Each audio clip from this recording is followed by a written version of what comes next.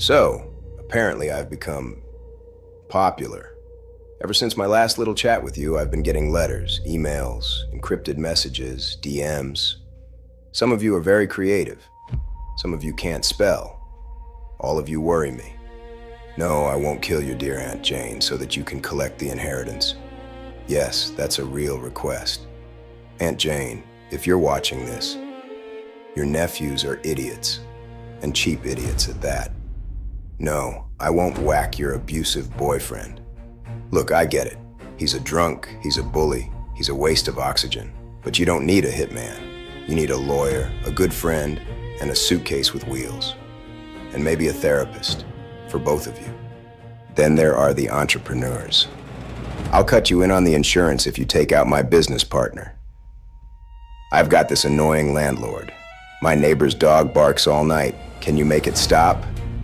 No, absolutely not. I am not your problem-solving app. I am not a deluxe customer service escalation. You don't just open a ticket with me and expect a refund in blood. Here's what you don't seem to understand. The people I deal with, they already live on the sharp edge of things. They know the rules, they know the risks. They don't write fan mail to a contract killer like he's Santa Claus with worse ethics. You, out there in your little apartments and your cubicles and your coffee shops, you think hiring me will make your life cleaner. It won't. It makes you dirty. It stains you in ways you don't wash off. You don't just go back to normal after you wire money to have someone erased. You don't just sleep the same way again. And if you think you would, then you're precisely the kind of person I never want to work for. Do you know how many of these messages start with, "I'm not a bad person, but you're always a good person until you want someone dead"? Then suddenly I'm supposed to be your conscience with a silencer. Here's the funny part. You write me these desperate, angry, pathetic little notes.